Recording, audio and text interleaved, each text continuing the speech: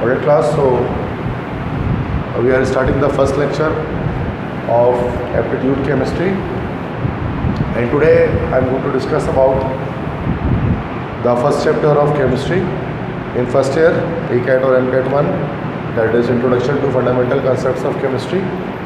So since it is the very first day for all of you, so we are going to discuss about few important things or few things which you need to know about chemistry and the basic concepts.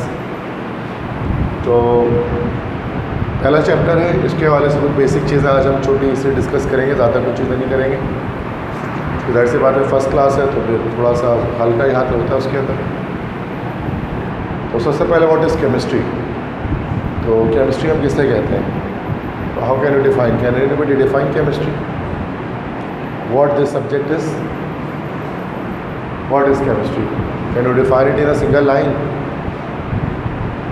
Chemistry में क्या पढ़ते हैं?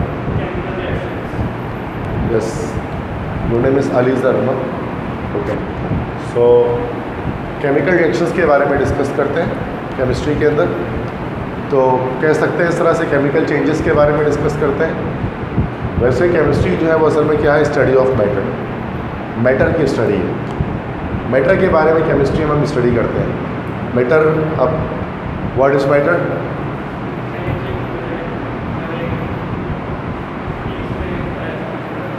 Anything which occupies space and has mass, हर वो चीज़ वजन रखे और जगह घेरे, वो हमारे पास मैटर है। तो कोई ऐसी चीज़ जिसके पास दो ये कैरेक्टरिस्टिक हो, एक तो उसका मास हो और उसके साथ उसका वॉल्यूम हो।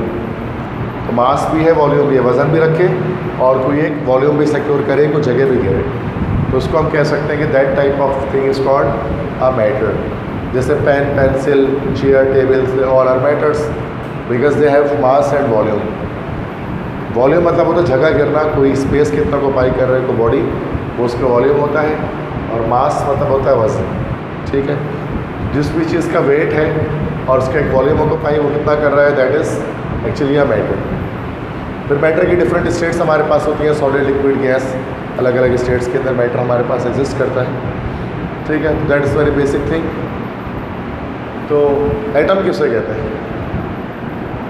बेसिक चीज़ें मैं आपसे चेक कर रहा हूँ। तो एटम किसे कहते हैं, what is atom? Smallest particle of any matter और an element you can say, that is called an atom. तो मादे का जो छोटा से छोटा ज़र्रा होता है, स्मॉलेस्ट पार्टिकल होता है, वो हमारे पास एटम होता है। एटम को कॉन्सेप्ट किसने दिया था? एक ग्रीक फिलोसोफर ने, एक यूनानी फ़लसफ़ी था जिसका नाम था डेमोक्रेटस। तो डेमोक्रेटस ने, ग्रीक फिलोसोफर था, उसने एटम का कॉन्सेप्ट पेश किया था कि एटम क्या होता है। तो एटम का जो वर्ड आया है वो कहाँ से आया है? एटमोस से आया है। तो atomos is actually a Greek word which means indivisible, नाकाबिल तकसीम, इंडिस्ट्रक्टिबल, जिसको तकसीम ना किया जा सके, जिसको और छोटा ना किया जा सके। उसी एटमोस से हमारे पास एटम आ गया, ठीक है। तो एटम स्मॉलेस्ट पार्टिकल है मैटर का, और ग्रीक फिलोसोफर डेमोक्रेटस, इसने उसको इसके बारे में कॉन्सेप्ट दिया है, ठीक है। और एटमोस के मतलब होता है इंडिविजिबल इन ग्रीक लैंग्वेज, ठीक है। अच्छा, एटम स्मॉलेस्ट पार्टिकल तो होता है, लेकिन एटम के अंदर और भी छोटे पार्टिकल्स होते हैं, तो उनको कहा जाता है सब एटॉमिक पार्टिकल्स। एटम के सब एटॉमिक पार्टिकल कितने होते हैं टोटल? 3 होते हैं मेजर, जो हमारे पास 3 है, बाकी उसके अलावा और बहुत सारे डिस्कवर हो चुके हैं, बट 3 तो मेजर पार्टिकल्स हमारे पास हैं, इलेक्ट्रॉन्स, प्रोटॉन, न्यूट्रॉन्स।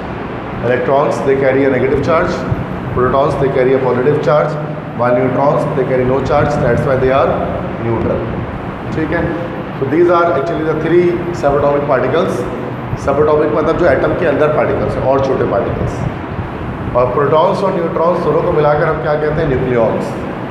तो न्यूक्लियॉन्स क्यों कहते हैं? Because they are present inside the nucleus, है ना। तो एटम के अंदर जो न्यूक्लियस होता है, न्यूक्लियस के अंदर प्रोटॉन्स और न्यूट्रॉन्स होते हैं, दैट्स वाई प्रोटॉन्स और न्यूट्रॉन्स को हम लोग न्यूक्लियॉन्स कहते हैं। इलेक्ट्रॉन न्यूक्लियॉन नहीं होता। न्यूक्लियॉन जब कहा जाए तो उससे मुराद प्रोटॉन और न्यूट्रॉन दोनों ली जा रही है, मतलब न्यूक्लियस में पाए जाने वाले हर पार्टिकल की बात की जा रही है, ठीक है। और इलेक्ट्रॉन आपको पता है कि न्यूक्लियस से बाहर हमारे पास होता है ऑर्बिट के अंदर। तो प्रोटॉन किसे कहते हैं? What is a proton? सब एटॉमिक पार्टिकल है, पॉजिटिव चार्ज कैरी करता है। नेक्स्ट सब एटॉमिक पार्टिकल है प्रोटॉन, न्यूक्लियस के अंदर मौजूद होता है, पॉजिटिव चार्ज कैरी करता है। तो डिस्कवर किसने किया था उसको? गोल्डस्टीन। फर्स्ट टाइम में पढ़ा होगा आपने, 9 में पढ़ा होगा। Goldstein was the scientist actually who discovered proton. And mass of proton याद रखना पड़ेगा केजीज के अंदर 1.67 10 की power -27 kg। This is actually the mass of proton. और चार्ज कितना है प्रोटॉन पर? दैट इज़ 1.6 × 10 की पावर -19। और सी से मुराद यहाँ पर क्या हो गया? This is coulomb.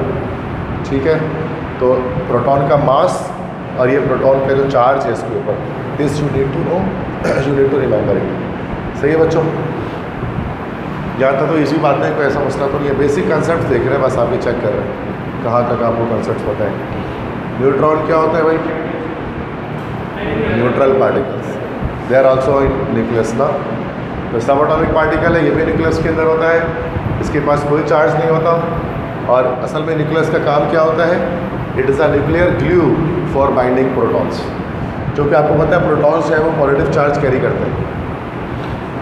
अच्छा, जो कि आपको पता है कि प्रोटॉन्स जो है वो हमारे पास पॉजिटिव चार्ज कैरी करते हैं। अब चूँकि प्रोटॉन्स पॉजिटिव चार्ज कैरी करते हैं और पॉजिटिव चार्जेस आपस में क्या करते हैं? रिपल्जन करते हैं, दे रिपल ईच अदर। तो पॉजिटिव चार्जेस की रिपल्जन की वजह से क्या होना चाहिए कि सारे प्रोटॉन्स को दूर दूर होना चाहिए। तो उसके बावजूद न्यूक्लियस एक बहुत छोटा सा रीजन होता है एटम के अंदर, जिसके अंदर सारे प्रोटॉन साथ में बिल्कुल एडजेसेंट होते हैं, बिल्कुल मिक्सड होते हैं, साथ में बिल्कुल जुड़े हुए होते हैं, ज्वाइंट होते हैं, करीब करीब होते हैं, पास पास होते हैं। जबकि कॉन्सेप्चुअली क्या होना चाहिए कि सेम चार्जेस को रिपल करना चाहिए। तो न्यूक्लियस के अंदर सारे पॉजिटिव चार्ज वाले कैसे एक साथ चिपक कर रहते हैं, कैसे एक दूसरे के स्टिक होकर रहते हैं, उसके पीछे वजह होती है neutron. That is actually the nuclear glue which binds the proton, जो एक बाइंडिंग एनर्जी प्रोवाइड करता है, जो आपने फिजिक्स में पढ़ा होगा सेकेंड ईयर में। तो वो एनर्जी क्या करती है? प्रोटॉन्स को साथ में न्यूक्लियस के अंदर बांध कर रखती है। That is binding energy, neutron provide करता है। न्यूट्रॉन का mass slightly higher than proton, proton से स्लाइटली हाई होता है। प्रोटॉन होता है 1.67 10 की पावर -27 और ये होता है 1.76 × 10 की पावर -27।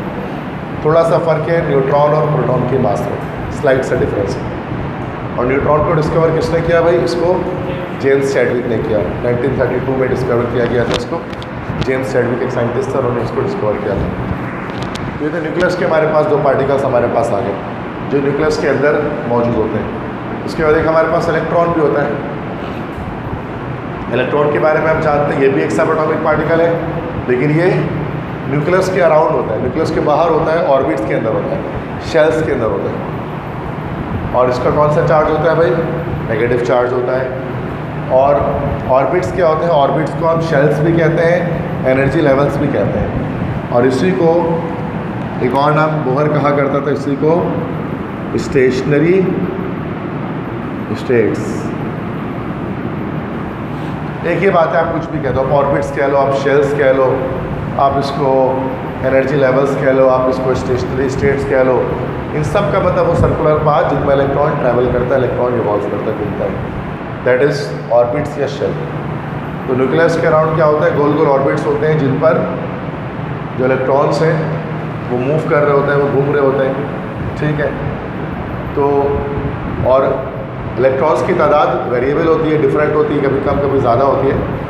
तो maximum number of electrons in a shell can be calculated by 2n²। ये बोहर ने यह फॉर्मूला दिया था। 2n² के जरिए हम बता सकते हैं कि फर्स्ट शेल में कितने इलेक्ट्रॉन्स आएंगे, सेकंड में कितने, थर्ड में कितने और फोर्थ में कितने। जैसे n = 1, n = 2, n = 3, n = 4। अब n = 1 मतलब k शेल हो गया, this is l shell, this is m shell, this is n shell. ये शेल्स के नाम होते हैं, ऑर्बिट्स के नाम होते हैं, k l m n o p करके चल रहा होता है। अब अगर हम 2n² इसमें लगाएंगे तो ये 2 और 1 का स्क्वायर, तो ये कितना आ जाएगा हमारे पास? 2 आ जाएगा। इसका मतलब मैक्सिमम इलेक्ट्रॉन फर्स्ट शेल के अंदर हमारे पास 2 आ सकते हैं। सेकंड पे करेंगे तो 2 और फिर 2 का स्क्वायर, ये हमारे पास हो जाएगा 8 इलेक्ट्रॉन। मतलब मैक्सिमम सेकंड शेल में 8 इलेक्ट्रॉन्स आ सकते हैं। तो सेकंड शेल में मैक्सिमम 8 इलेक्ट्रॉन आ सकते हैं। ठीक है, थर्ड शेल की बात करें तो दिस इज़ 2, देन 3 का square, that is 18 electrons. Third shell में मैक्सिमम 18 आ सकते हैं। उसके बाद 2 और 4 का स्क्वायर हो जाएगा 32 इलेक्ट्रॉन्स। इस तरह से हम क्या कर सकते हैं कि नंबर ऑफ शेल्स के अंदर मैक्सिमम इलेक्ट्रॉन्स कितने एकोमोडेट हो सकते हैं उसको बता सकते हैं। This we can tell easy. ठीक है, तो मैक्सिमम नंबर ऑफ इलेक्ट्रॉन्स को मालूम करना है किसी शेल के अंदर, तो उसके लिए क्या फॉर्मूला होता है 2n²। ये एक शेल के अंदर 2n² के जरिए हम बता सकते हैं कि कितना इलेक्ट्रॉन्स के अंदर आ सके। तो शेल हमारे पास K, L, M, N, O, P, Q, ये सारे शेल्स हमारे पास होते हैं। इलेक्ट्रॉन इन्हीं शेल के अंदर रिवॉल्व कर रहा होता है, घूम रहा होता है। ठीक है, इलेक्ट्रॉन का मास कितना होता है भाई? 9.11 10⁻31 kg। This you need to remember for your entry test.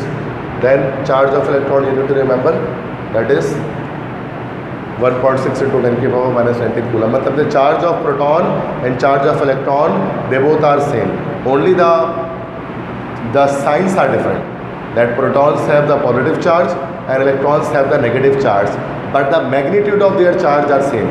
The magnitude of proton and electron, they both are same. Masses of proton and electron are different.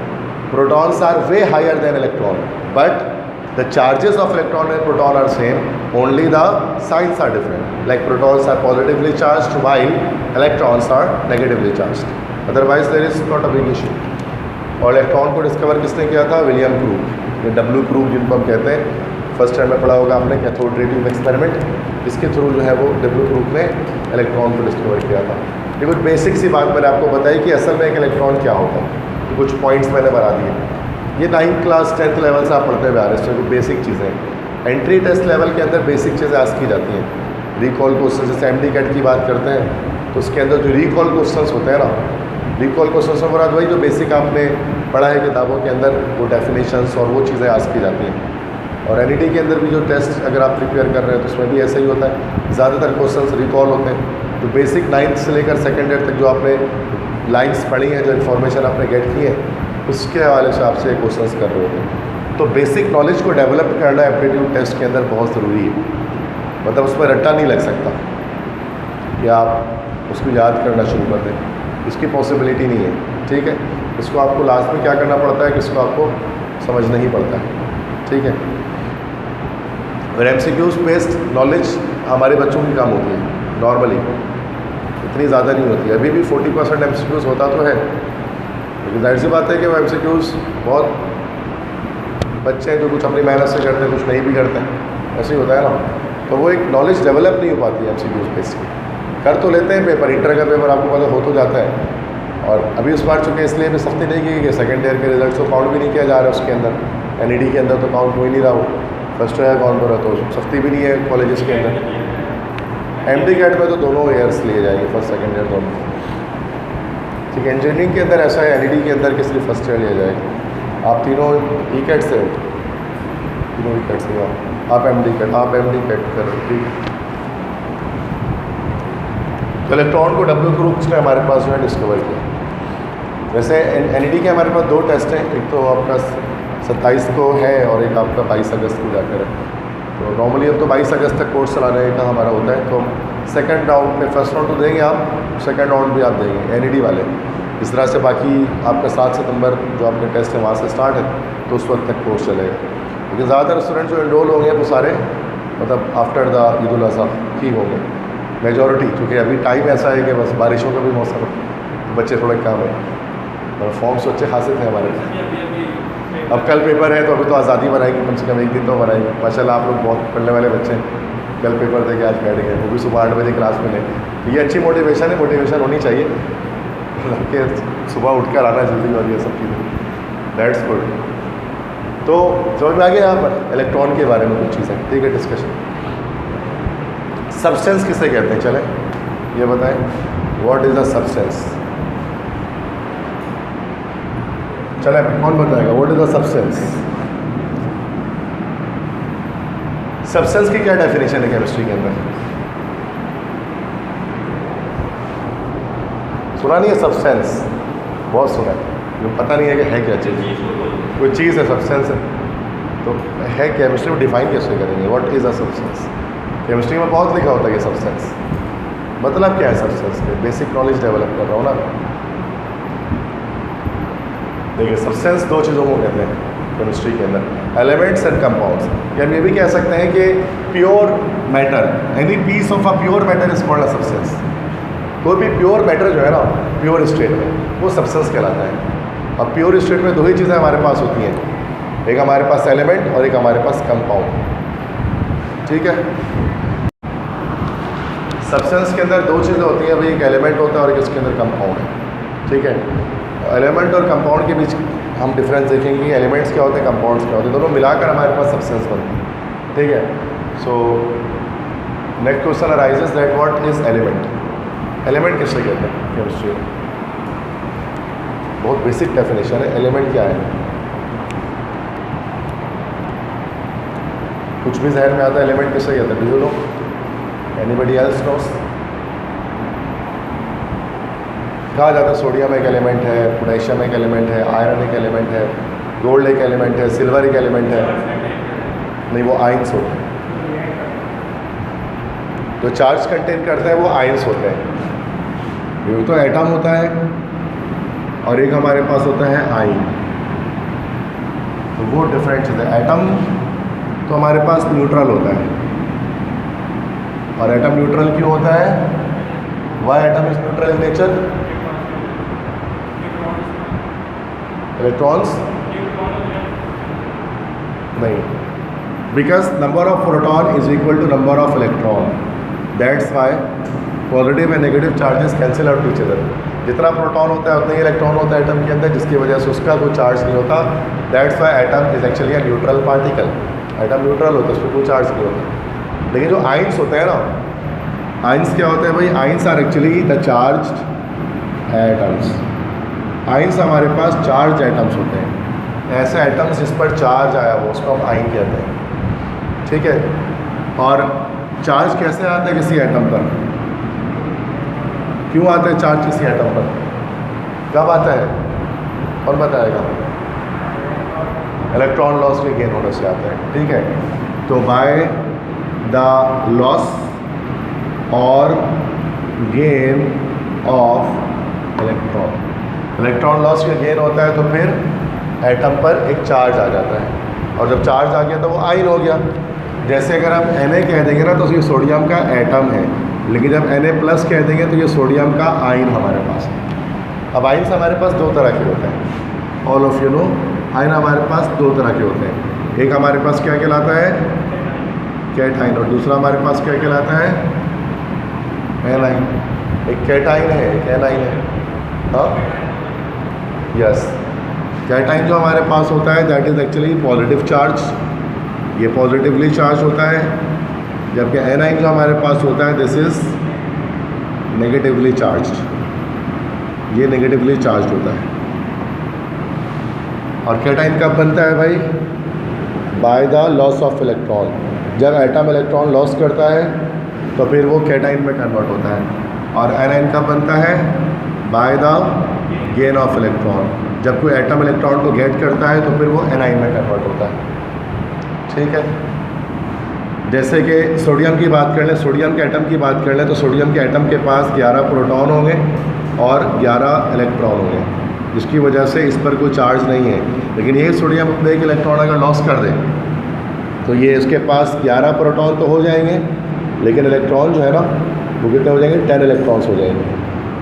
इसी वजह से आयन पर चार्ज आता है कि उसके अंदर number of proton is not equal to number of electron.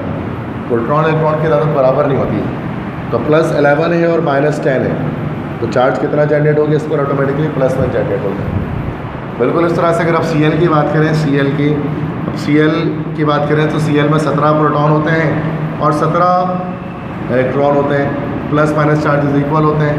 लेकिन यही अब एक इलेक्ट्रॉन अगर गेट कर लेंगे तो Cl- में कन्वर्ट हो जाएगा, तो 17 प्रोटॉन हो जाएंगे और 18 इलेक्ट्रॉन हो जाएंगे, तो ये बराबर नहीं रहेगा, तो अनबैलेंस होगा।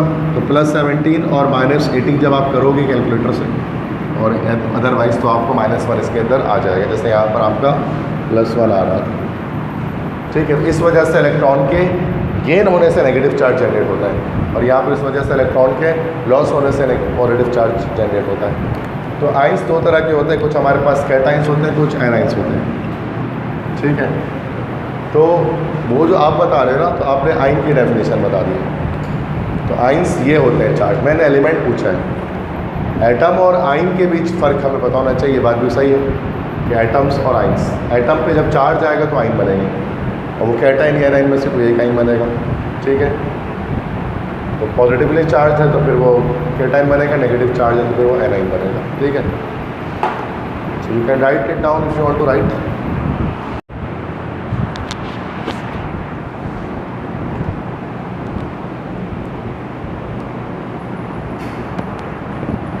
सो we were discussing about what are the elements actually.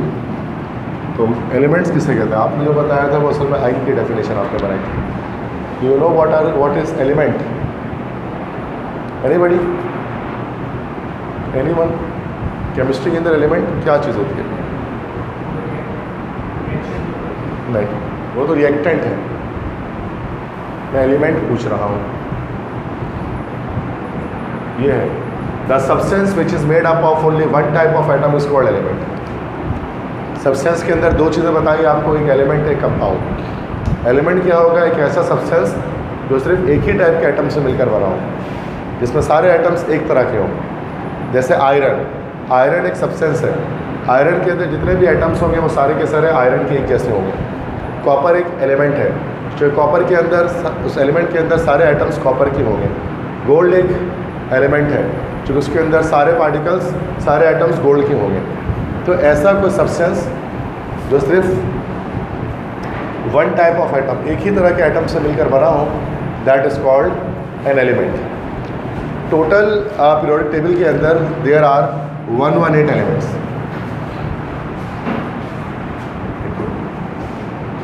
Total periodic table में देयर आर 118 एलिमेंट्स। 118 एलिमेंट है पीरियोडिक टेबल के अंदर। पीरियोडिक टेबल के अंदर उसको अरेंज किया गया है। एलिमेंट्स की तादाद फिक्स है 118। उसमें से भी 92 एलिमेंट्स हमारे पास कैसे हैं? नेचुरल है, और मतलब यूरेनियम तक। और यूरेनियम के बाद 93 से लेकर 118 तक जो एलिमेंट्स हैं, they are artificial elements, they are synthetic elements, they are man made elements, और they are transuranium elements.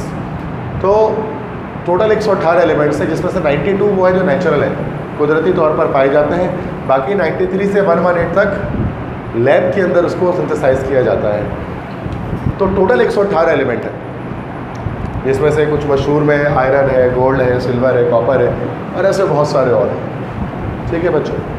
Now elements तीन तरह के, एलिमेंट्स को तीन क्लासेस में डिवाइड कर सकते हैं। Either they are metals, non metals और मेटालॉइड्स। क्या डिफरेंस है मेटल और मेटलॉइड्स में?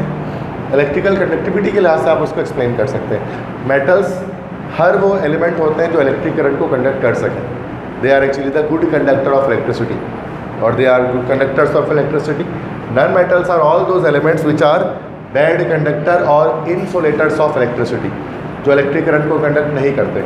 जबकि third metalloids are actually semi metals. They have dual characteristics. They are metals as well as non-metal. They have properties of both metal and non-metal. That's why metalloids are sometimes called semi-metals. So why they are called semi-metals? Because they are semiconductors. They are semiconductors because they allow electric current to pass in a very limited quantity, in a very limited amount. जैसे कि आपने electronics के अंदर पढ़ा होगा second year physics में, ठीक है ना, सिलिकॉन, जर्मेनियम, ये सारे हमारे पास सेमी कंडक्टर्स होते हैं। इनको इलेक्ट्रॉनिक सर्किट्स वगैरह में बहुत ज़्यादा इस्तेमाल किया जाता है, ठीक है बच्चों। ये चीज़ है, और इसमें हमने एग्जांपल्स देख ली, बहुत सारे हो सकते हैं, iron, gold, silver, copper, whatever, ठीक है। सफिशिएंट होगी, ठीक है। एलिमेंट्स के बारे में हमने डिस्कस कर लिया। एलिमेंट्स क्या होते हैं भाई? जो एक ही तरह के एटम से मिलकर बने हों, ऐसे तमाम सब्सटेंसेस एलिमेंट होते हैं। अब एलिमेंट्स के अंदर दो चीज़ें होती हैं। हर एलिमेंट का अपना एक एटॉमिक नंबर होता है, उसका अपना एक मास नंबर होता है। एटॉमिक नंबर किसे कहते हैं? What is atomic number? जल्दी बताएं। यस, नंबर ऑफ एटम्स नहीं, इलेक्ट्रॉन्स और प्रोटॉन्स। यस, ओके, बिल्कुल सही। तो एटॉमिक नंबर हम किसे कहेंगे? That is number of protons या electrons in an atom is called atomic number. किसी भी एटम के अंदर जितने प्रोटॉन्स हैं या जितने इलेक्ट्रॉन्स हैं, वो एटॉमिक नंबर कहलाता है। और इसको डिनोट किससे किया जाता है? अल्फ़ाबेट कैपिटल Z, Z से शो किया जाता है। और every element has a unique atomic number. Her element का अपना एक यूनिक अलग एटॉमिक नंबर होता है। सोडियम का जैसे 11 हो गया तो ऑक्सीजन का 8 होगा, कार्बन का 6 होगा, सल्फर का 16 होगा, फास्फोरस का 15 होगा। हर एलिमेंट का अपना एक यूनिक, एक अलग जो है वो एटॉमिक नंबर होता है। और atomic number is written at the top right या टॉप ऑफ द एलिमेंट, मतलब ऊपर लिखा होता है एलिमेंट के। जैसे ऑक्सीजन है तो ऑक्सीजन के ऊपर जो 8 लिखा हुआ है तो ये असल में that is the atomic number. अच्छा, इसमें कुछ प्रोडक्टिवल्स के लिहाज से बात है, कुछ जगहों पर डाउन पे होता है, कुछ जगहों पर अप पे होता है। नॉर्मली किसी जगह ऐसे भी लिखा होता है एक्स, जेड और ए, डाउन पर इस तरफ लिखा होता है, और कुछ जगहों पर ऊपर भी लिख देता है। तो ये पॉइंट आप उसको छोड़ ही दें, क्योंकि किसी प्रोडक्ट टेबल में आपको एटॉमिक नंबर ऊपर दिखेगा और किसी में यहाँ नीचे दिखेगा, देखा होगा आपने, ठीक है। तो कोई भी पोजीशन हो सकती है।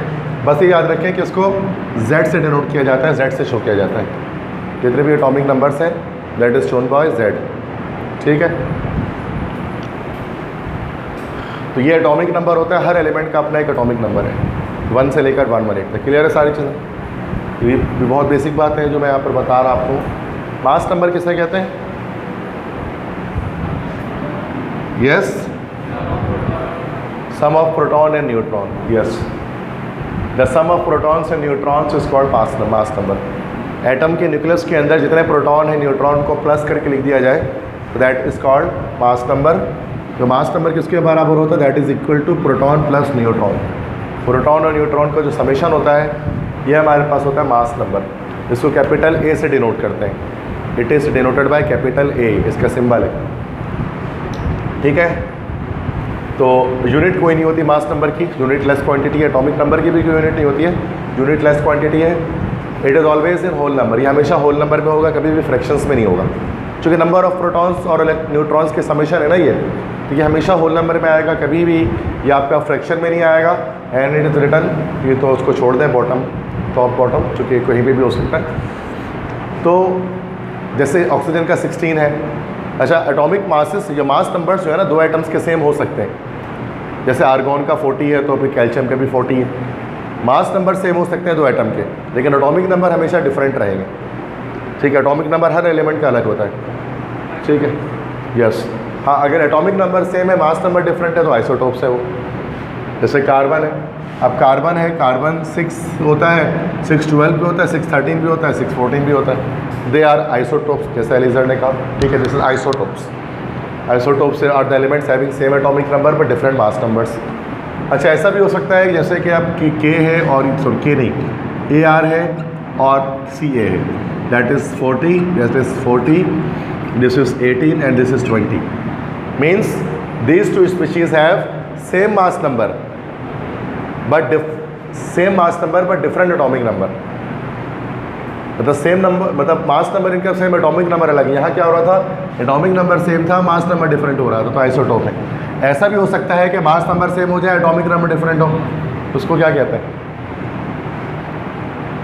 ये दो क्या है फिर आपस में? ये तो आपने सही कहा, आइसोटोप्स है, सेम एटॉमिक नंबर है, डिफरेंट मास नंबर। तो ये क्या है? दे आर कॉल्ड आइसोबार्स, इनको आइसोबार कहते हैं। तो आइसोबार कौन से है भाई? कि क्या होते हैं भाई? सेम एटॉमिक मास से same mass number but different atomic number, are called isobar, ठीक है। तो आइसोबार में क्या होता है हमारे पास? सेम मास नंबर होता है और डिफरेंट एटॉमिक नंबर होता है, ठीक है, ये याद रखिएगा। मास नंबर की यूनिट कोई नहीं होती, हमेशा होल नंबर में होता है, ठीक है जी। ये सब लिख लें।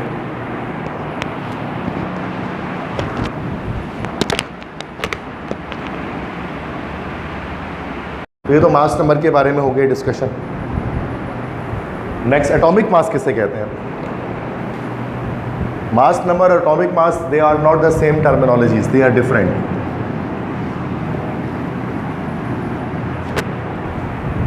सबसे पहले एटॉमिक मास की डिस्कवरी हुई, फिर atomic number, then mass number. नहीं, atomic mass is not equal to mass number. ये एक बड़ी मिसकंसेप्शन है जो बच्चों के अंदर है। वो कहते हैं मास, एटॉमिक मास को भी यही कहता है, प्रोटॉन प्लस न्यूट्रॉन, बट ऐसा नहीं है, वो मास नंबर है। एटॉमिक मास क्या है फिर? Atomic mass is actually the relative mass of an atom when compared with the mass of carbon 12।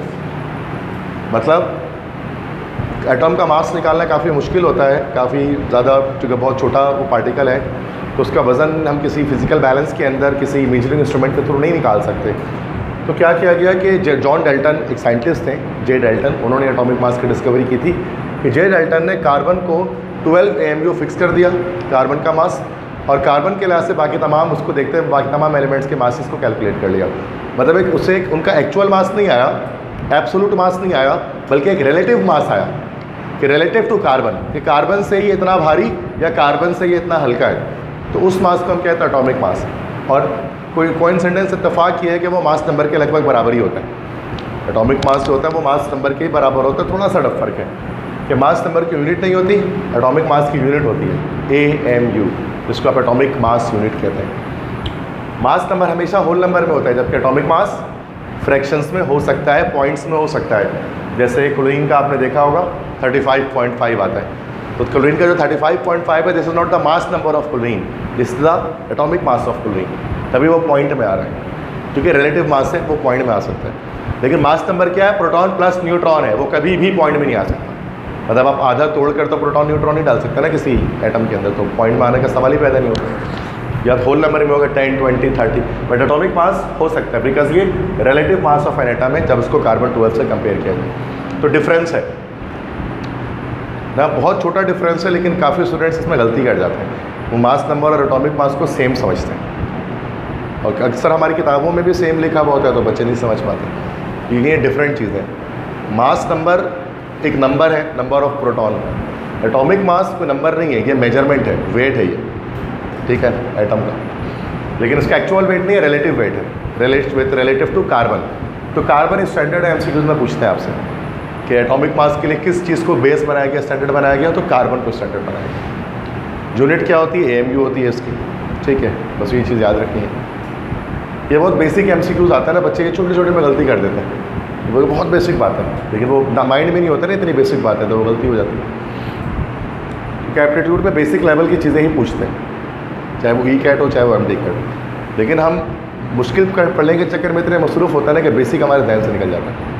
मुश्किल पढ़ते रहते हैं, बेसिक सवाल आते हैं वो हम गलत करके आते हैं। तो बेसिक करना ही ट्रिक है कि बेसिक नॉलेज आप रखोगे, आप ऑटोमेटिकली एंट्री टेस्ट पास करोगे किसी भी यूनिवर्सिटी का।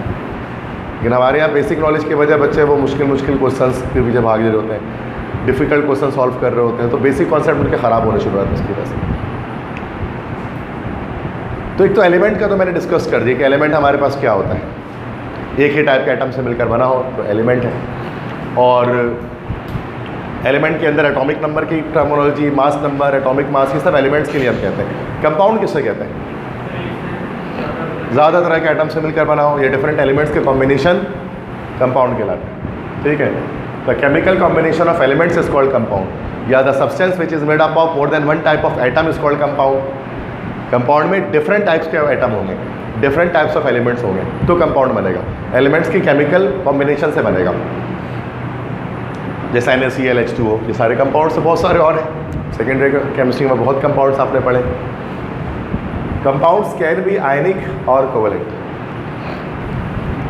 कंपाउंड्स आयनिक भी हो सकते हैं, कोवेलेंट भी हो सकते हैं। दो तरह के कंपाउंड्स होते हैं, एक आयनिक कंपाउंड्स और कोवेलेंट कंपाउंड्स। अब आयनिक कंपाउंड्स क्या है, जिनमें आयनिक बॉन्डिंग होगी, कोवेलेंट कंपाउंड जिनमें कोवेलेंट बॉन्डिंग होगी। बट बॉन्डिंग का कॉन्सेप्ट थोड़ा सा अलग है, मैं उस पर बात नहीं कर रहा फिलहाल अभी, क्योंकि बॉन्डिंग का कॉन्सेप्ट चैप्टर 4 में आएगा, MCAT 1 के अंदर। तो अभी फ़िलहाल बॉन्डिंग पे बात नहीं कर रहा कि कोवेलेंट बॉन्ड क्या होता है, आयनिक बॉन्ड क्या होता है। लेकिन मैं अभी ये बता रहा हूँ कि अगर आपको आयनिक बॉन्ड पहचानना है तो पहचानने का एक सिंपल तरीका है। Ionic compound contains a metal. Ionic compound में हमेशा एक मेटल होगा, there must be a metal inside it. जैसे NaCl एक आयनिक कंपाउंड है, क्यों? बिकॉज सोडियम मेटल इसके अंदर मौजूद है। And how can you recognise a metal in an element? आपको कैसे पता लगता है कि ये एक मेटल है इस एलिमेंट के अंदर? तो उस बने में तो सिर्फ नहीं होता है, और भी जगह मेटल्स हैं। नहीं, ये भी मुश्किल है, दिमाग में कितने रखोगे, ये भी एक मुश्किल है। 118 एलिमेंट्स है और मेजॉरिटी मेटल्स की है। नॉन मेटल मेटालॉइड तो थोड़े ही है, सारे तो मेटल ही भरे हुए हैं प्रोडक्ट टेबल के अंदर। तो कैसे याद रहेगा फिर हमें? डैट्स देखो, मेटल जो है ना उसका सफिक्स याद रख लें। मेटल का जो सफिक्स होता है वो होता है यम। जिस भी एलिमेंट के आखिर में यम आएगा ना वो मेटल है, और मेटल अगर है किसी कंपाउंड में तो आयनिक है वो। जैसे lithium, sodium, potassium, rubidium, caesium, francium, beryllium, magnesium, calcium, strontium, barium, radium, aluminium, gallium, indium, thallium, scandium, titanium, vanadium, chromium, yttrium, zirconium, niobium, molybdenum, technetium, ruthenium, rhodium, palladium, lanthanum, hafnium, है ना भाई, आ रहे सब में। तो जब भी यम आ रहा है तो मेटल है। कुछ एलिमेंट्स में यम नहीं भी आता बट फिर भी वो मेटल है, जैसे आयरन, कॉपर, सिल्वर, गोल्ड। तो उनमें फिर उनको में भी याद नहीं होने, उनका लैटिन जो नाम है ना उसमें यम आ रहा होगा फिर। Ferrum, Cu, cuprum, Ag, argentum, Au, aurum आ रहा है। तो फिर इसके इंग्लिश में नहीं आ रहा, उसके लैटिन नेम में आ रहा, बट आएगा ज़रूर यम, जस्ट सिंपल, ठीक है। तो अगर यम आ रहा है तो मेटल है, और जब मेटल है तो आयनिक है, जैसे NaCl, सोडियम क्लोराइड। अच्छा, कोवेलेंट कंपाउंड्स क्या होते हैं भाई? कोवेलेंट कंपाउंड्स, इनमें मेटल नहीं होता, तो सारे नॉन मेटल है। जैसे HCl, हाइड्रोजन और क्लोरीन से मिलकर बना, तो मेटल एक भी नहीं है, तो कोवेलेंट कंपाउंड है। अब जब आपको बॉन्डिंग अच्छी है तो आपको पहले भी पता है HCl सिंगल कोवेलेंट बॉन्डिंग करता है। वैसे ही आपको दे रहा था ट्रिक क्या है, कैसे पहचानते हैं, ठीक है। ये एप्टीट्यूड में ट्रिक ही काम आती है सिर्फ। अच्छा, आयनिक कंपाउंड के जो स्मॉलेस्ट पार्टिकल होते हैं वो क्या होते हैं? क्रिस्टल्स होते हैं। आयनिक कंपाउंड्स के छोटे छोटे क्रिस्टल्स होंगे, जैसे नमक है ना, NaCl के क्रिस्टल्स होंगे। क्रिस्टल्स कह सकते हैं आप उसको, या इसी को आप कहते हैं फॉर्मूला यूनिट्स, एक ही बात है। इसी वजह से जो NaCl के जब आप मास निकालोगे ना तो वो कौन सा मास निकलेगा? फॉर्मूला मास निकलेगा। तो जब NaCl का निकालना आता है ना आपको बच्चों, 23 + 35.5 दैट इज 58.5 AMU। तो 58.5 क्या है? Formula mass of NaCl। Molecular mass नहीं कह सकते हैं। बहुत सारे बच्चे कहते हैं सर ये मॉलिक्यूलर मास निकाल दिया आपने। कोवेलेंट का मॉलिक्यूलर मास होगा, क्योंकि उसके मॉलिक्यूल्स हैं, इसके तो मॉलिक्यूल्स होते ही नहीं है, इसके क्रिस्टल्स होते हैं छोटे छोटे। बहुत आप छोटा कर दो ना, नमक के पीस को आप छोटा छोटा करते रहो, फाइनली जब आप बिल्कुल एंड पार्टिकल तक पहुँचेंगे ना, जिसको आप और छोटा कर ही नहीं पा रहे होगे, वो इस तरह का होगा, क्यूब टाइप का। और इसमें यहाँ पर Na इस तरह से Na यहाँ लगा होगा, और यहाँ Cl लगा होगा, यहाँ तक पहुँच। इससे छोटा नहीं कर सकते आप किसी आयनिक कंपाउंड को, नमक को। तो ये मॉलिक्यूल थोड़ी ना, ये तो क्रिस्टल बना हुआ है पूरा। तो आयनिक कंपाउंड का जो स्मॉलेस्ट पार्टिकल होता है वो क्रिस्टल होता है। चैप्टर 2 में हम पढ़ेंगे सॉलिड स्टेट के अंदर क्रिस्टलाइन सॉलिड्स में डिटेल आएगी, इसकी पढ़ा होगा फर्स्ट टाइम में आपने। तो क्रिस्टल्स, तो आयनिक कंपाउंड्स क्रिस्टल से मिलकर बनते हैं, जबकि कोवेलेंट कंपाउंड्स किससे मिलकर बनते हैं भाई? क्रिस्टल से नहीं, बल्कि इनके जो स्मॉलेस्ट पार्टिकल होते हैं वो क्या होते हैं? मॉलिक्यूल्स होते हैं। ये मॉलिक्यूल्स से मिलकर बनते हैं, डिस्क्रीट यूनिट्स होती हैं इनकी मॉलिक्यूल्स। तो molecules are actually the combination of atoms.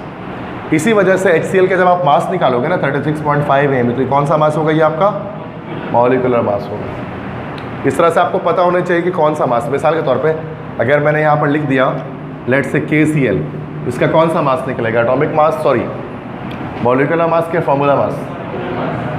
Formula mass. This is potassium, metal है। PCl5, इसका क्या निकलेगा? एटॉमिक मास के मॉलिक्यूलर मास, इसका molecular mass, because this is phosphorus, this is chlorine. इस तरह से अगर मैं एक और आपको दिखाऊं, CO2, इसका कौन सा मास निकलेगा? एटॉमिक मास के molecular mass, yes, carbon and oxygen, ये दो है। CaCl2, इसका कौन सा मास निकलेगा? Formula mass. MgCl2 क्या निकलेगा इसका? फॉर्मूला मास निकलेगा, ठीक है। SO2 क्या निकलेगा इसका? That sulphur and oxygen, this is not sodium, molecular mass निकलेगा, ठीक है। तो आप इसका फॉर्मूला देकर पहचान सकते हैं कि किसका मॉलिक्यूलर मास होगा और किसका फॉर्मूला मास होगा। लेकिन हम क्या करते हैं, इसी परेशानी से बचने के लिए हमने एक नई टर्मिनोलॉजी निकाल दी, ईजाद कर दी है। आपने देखा होगा कभी कभार मैं इसमें लिखता हूँ मॉलिक्यूलर फॉर्मूला मास। जब आप ये लिखते हैं ना तो आप जर्नलाइज कर देते हैं कि हम तो दोनों से मुराद ले रहे हैं। बहुत सारे टीचर मॉलिक्यूलर फॉर्मूला मास लिखते हैं, MFM लिखते हैं, अगर आपने देखा हो तो MFM लिखा होता है या मॉलिक्यूलर फॉर्मूला मास। इसका मुराद मॉलिक्यूलर मास भी हो गया और फॉर्मूला मास भी हो गया। तो ये ज़्यादा बेहतर होता है लिखना, मॉलिक्यूलर फॉर्मूला मास दोनों आ जाते हैं। वरना अगर आप सिर्फ मॉलिक्यूलर मास लिख रहे हो तो सोचना पड़ेगा कि आया कि उसका मॉलिक्यूल है भी कि नहीं है, वो कोवेलेंट कंपाउंड है भी कि नहीं है। और फार्मूला मास लिखते हुए भी सोचना पड़ेगा कि भाई ये फार्मूला यूनिट्स होने चाहिए इसके अंदर, या एनी कंपाउंड होना चाहिए। समझ में आ रही है बेसिक? ये बहुत बच्चे गलती करते हैं इसमें भी, वो हर चीज़ का मॉलिक्यूलर मास निकाल होता है। NaCl के भी मॉलिक्यूलर मास निकाल लें, KCl के भी मॉलिक्यूलर मास निकाल लें। देखिए कॉन्सेप्चुअल मिस्टेक है मतलब ना स्टूडेंट्स के जहन में। और किताब इतना तरीका एक ही है बोलने का, अंदर मतलब नाम उनको अलग देते हैं, मतलब डिफरेंट होते हैं। ठीक है, बुक्स में भी इस तरह से डिटेल नहीं होती ना कि ये डिफरेंस क्या है, तो इसलिए बच्चा नहीं समझ पाता उसको। जो है बहुत बेसिक बात, कोई मुश्किल बात थोड़ी ना कि समझ में आने वाली थी। सही है भाई। तो कंपाउंड हमारे पास क्या है भाई? कम्बिनेशन ऑफ एटम्स है, कम्बिनेशन ऑफ एलिमेंट्स है। इसमें हमारे पास आयनिक भी होगा, कोवेलेंट भी होगा। तो दोनों के मैंने बता दी। आयनिक कंपाउंड में मेटल होगा, उसका फॉर्मूला मास निकलेगा।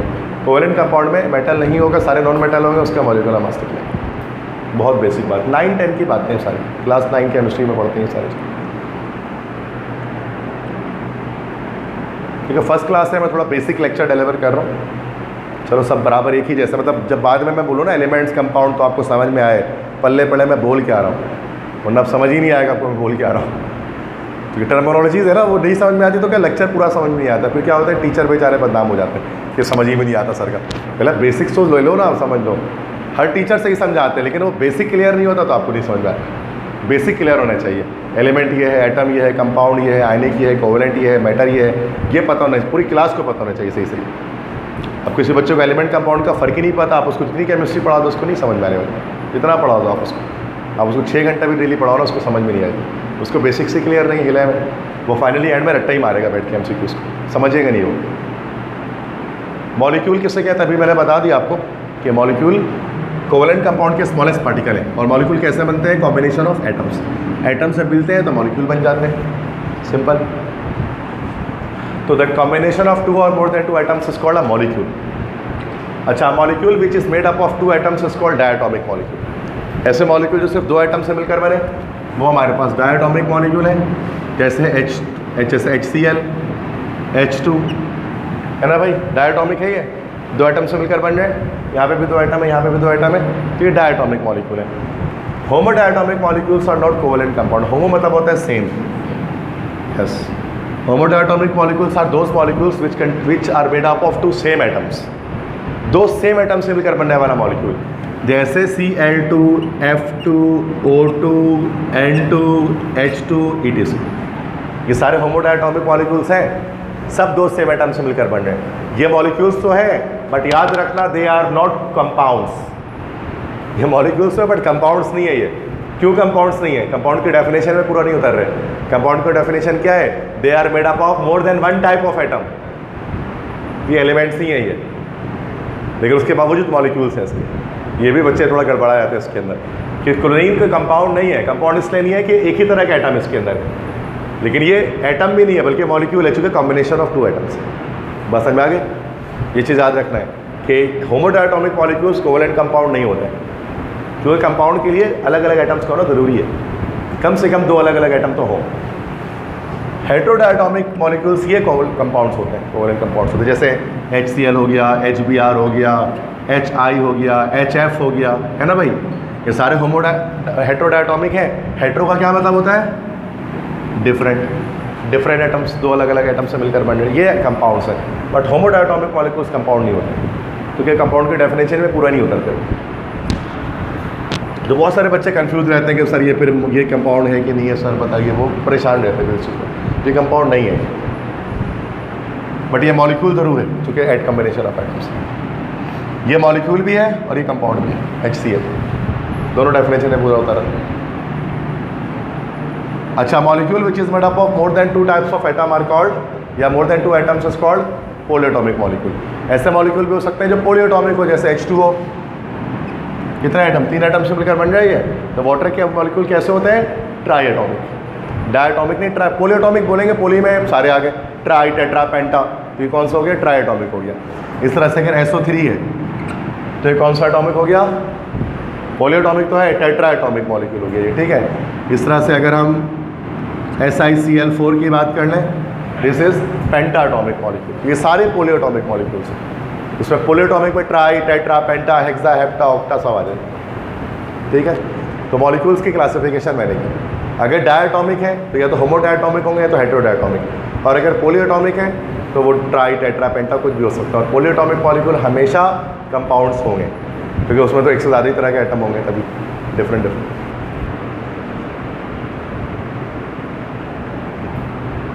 नहीं, एक्सेप्शन हो सकता है इसके अंदर, एक्सेप्शन हो सकता है।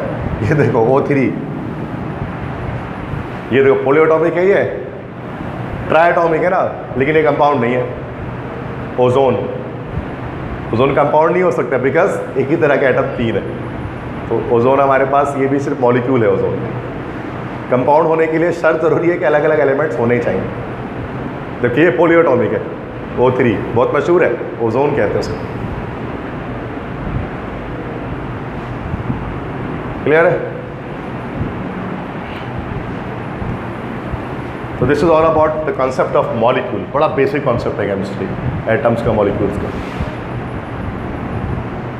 और बात भी मुश्किल नहीं है, एप्टीट्यूड लेवल पे तो ये बात ऐसी समझ में आ जाती है कि सर क्या बताना चाह रहे हैं। आहिस्ते आहिस्ते लेवल बढ़ाएंगे तो मुश्किल पे भी आएंगे, और बहुत ज़्यादा ही मुश्किल पे भी आ जाएंगे, लेकिन स्लोली इस चीज़ को करेंगे। आपको पता है वरना इतना पीस ऑफ केक लेक्चर होता नहीं है मेरा। मैं कोशिश करता हूँ कि शुरू बेसिक से ही करें, फिर आगे जाकर चौके छक्के सब मारते हैं आगे जाकर, लेकिन वो टाइम लगेगा उसमें। अभी सिंगल डबल करेंगे, उसके बाद चौके छक्के मारें, टाइम लगेगा। ठीक है, डायरेक्ट अगर मैं आपको 5 पेपर को उठा कर ले आऊँ ना, परेशान हो जाएंगे आप। मैं डायरेक्ट बोलो बेटा ये फेडरल का, ये डस्ट के नम्स का लेक्चर शुरू हो गया, नहीं कर पाएंगे आप। मैं तो बता दूँगा इसका आंसर ये, इसका आंसर ये, आपको आएगा नहीं समझ में, फायदा क्या। मिक्सचर किससे कहते हैं? यस, डिफरेंट कंपाउंड्स अगर साथ में मिल जाए that will be a mixture. या हम ये कह सकते हैं फिजिकल कॉम्बिनेशन। डिफरेंट कंपाउंड जरूरी नहीं है, 2 एलिमेंट से मिलकर भी बन सकता है एक मिक्सचर ना। मतलब 2 एलिमेंट्स अगर आप मिला दें, जैसे लोहा है आयरन के साथ कार्बन मिला दें तो ये भी मिक्सचर है। मतलब मिक्सचर होती क्या चीज़ है? मिक्सचर है हमारे पास दैट इज व्हेन 2 और मोर देन 2 सब्सटेंसेस, सब्सटेंस में एलिमेंट कंपाउंड दोनों आ गए, व्हेन 2 और more than 2 substances are physically combined then it is called a mixture. Mixture is actually the physical combination of substances. जब substances physically combined हो जाते हैं, फिजिकली कंबाइंड से हमारा जब उनको जुदा करना आसान हो, सेपरेट करना इजी हो। जैसे कि आपने ब्राइन ले लिया, ब्राइन एक मिक्सचर है। ब्राइन के अंदर 2 कंपाउंड होते हैं, नमक होता है और H2O पानी होता है। अब ब्राइन जो है ना, नमक पानी का मेलोली एक मिक्सचर है। क्यों? फिजिकल कंबाइंड है, फिजिकली कंबाइंड है। फिजिकली कंबाइंड कैसे है? चूंकि इनके कंपोनेंट्स को सेपरेट करना बड़ा आसान है। एवोपरेट कर दो, हीट कर दो, नमक अलग पानी अलग हो जाएगा ना भाई, ऐसे एवोपरेशन करके। इस वजह से ये मिक्सचर है। तो मिक्सचर भी कॉम्बिनेशन ऑफ थिंग्स होते हैं, कॉम्बिनेशन ऑफ सब्सटेंसेस है, बट उनको सेपरेट करना आसान है। तो फिजिकली कंबाइंड जो चीज़ें होती हैं उनकी सेपरेशन बड़ी आसान होती है। और मिक्सचर 2 तरह के हैं, होमोजीनियस मिक्सचर और हेट्रोजीनियस मिक्सचर। होमोजीनियस मिक्सचर का मतलब क्या होता है? सेम फेस, 2 चीज़ें मिलकर एक ही फेस में, एक ही स्टेट में आ जाए। और हेट्रोजीनियस का मतलब क्या होता है? डिफरेंट फेस, 2 चीज़ें मिलकर अलग अलग फेस में रहे, अलग अलग स्टेट्स में रहे। होमोजीनियस मिक्सचर क्या कहलाता है बच्चों? सॉल्यूशन। और हेट्रोजीनियस मिक्सचर क्या कहलाता है? सस्पेंशन।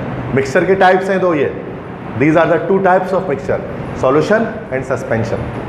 सॉल्यूशन होमोजीनियस है, मतलब 2 चीज़ों को मिलाए और एक ही स्टेट में आ जाए वो। जैसे नमक और पानी, नमक सॉलिड होता है, पानी लिक्विड होता है, और जब दोनों मिलता है तो ओवरऑल लिक्विड हो जाता है वो, एक ही यूनिफॉर्म फेस हो जाती है ना उसकी। That's why it is a solution. पानी में आपने बजरी मिला दिया, पानी में आपने बजरी मिला दिया, ग्रेवल मिला दिया, अब क्या होगा? मिक्स हो जाएगा वो पूरा? नहीं होगा। तो that is called a suspension. क्यों? चूँकि सॉलिड और लिक्विड अलग अलग स्टेट में रहेंगे डिफरेंट फेसेस के अंदर। तो पानी में अगर नमक मिलाया तो सॉल्यूशन, पानी में बजरी मिलाया तो फिर सस्पेंशन, क्योंकि वो हाइड्रोजीनियस हो गया, डिफरेंट स्टेट्स आ गए। और सॉल्यूशन के अंदर 2 कंपोनेंट्स होते हैं, एक सॉल्यूट और एक सॉल्वेंट। ये तो बहुत बेसिक बात है। सॉल्यूट क्या होता है? जो कम होता है, और सॉल्वेंट वो जो कि ज़्यादा होता है। नमक पानी मिला दिया जाए तो सॉल्यूट क्या है इसमें? नमक है, और पानी हमारा सॉल्वेंट है। क्लियर है? मिक्सचर फिजिकली कॉम्बिनेशन है सब्सटेंसेस का। मिक्सचर 2 तरह के हैं, या तो सॉल्यूशन या तो सस्पेंशन। होमोजीनियस है तो सॉल्यूशन, और हेट्रोजीनियस है तो फिर सस्पेंशन। क्लियर है?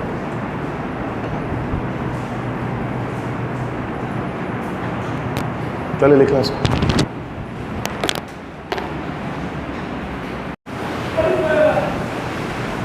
लिख लिया सबने?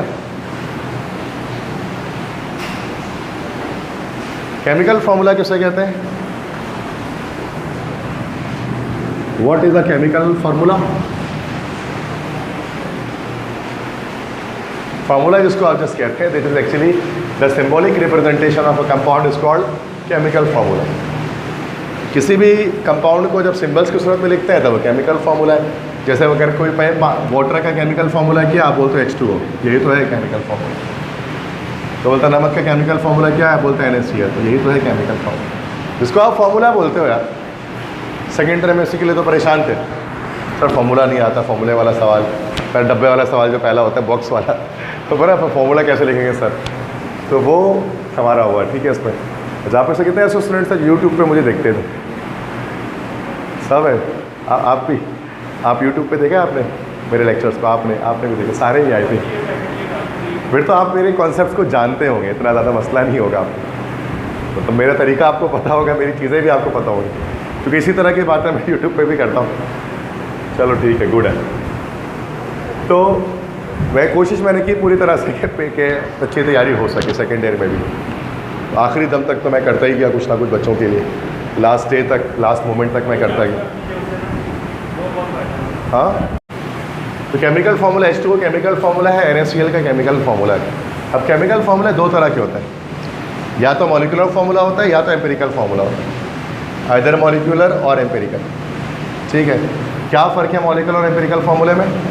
मॉलिक्यूलर फार्मूला आपको एक्चुअल नंबर ऑफ एटम्स बताता है, किसी भी फार्मूले के अंदर एक्चुअल नंबर ऑफ एटम्स कितने, ये मॉलिक्यूलर फार्मूला बताएगा। जैसे ग्लूकोज का मॉलिक्यूलर फार्मूला है C6H12O6, इसका मतलब ग्लूकोज के अंदर 6 कार्बन के आइटम, 12 हाइड्रोजन के आइटम और तो उसके बाद 6 ऑक्सीजन के item.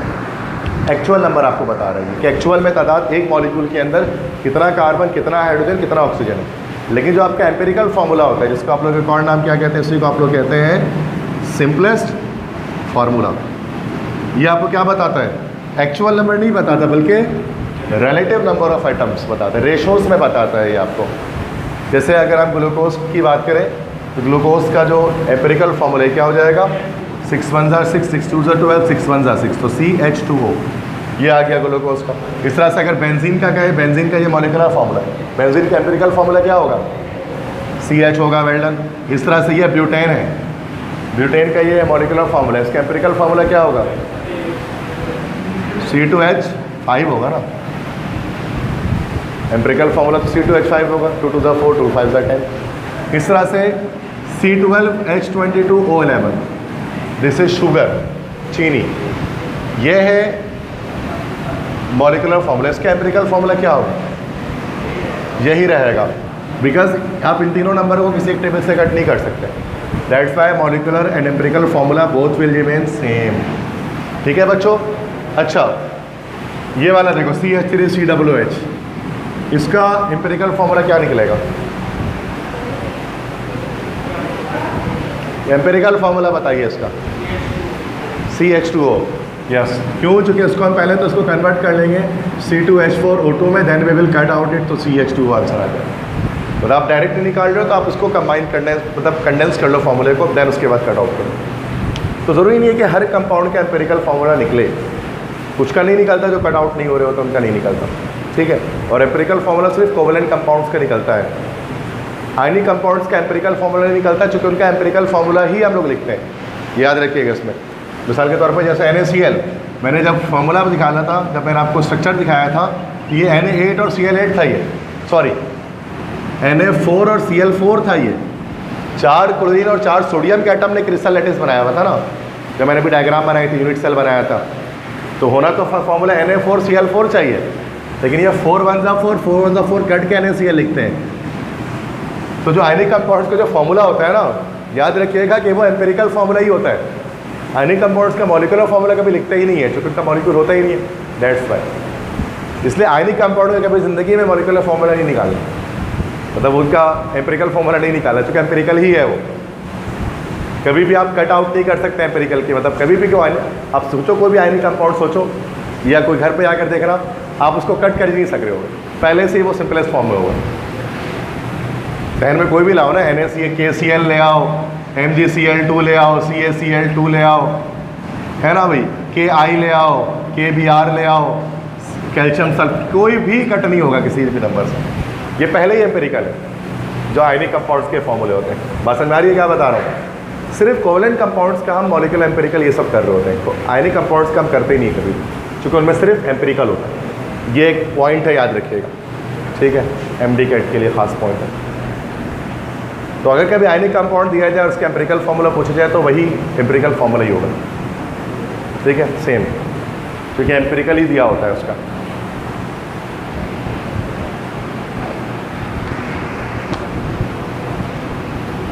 I think this is the last slide ना। वो तो मैं मेरे लेक्चर के लिहाज से तो ये टाइम के लिहाज से तो इतना ही था, मुझे आगे बनाया भी नहीं था।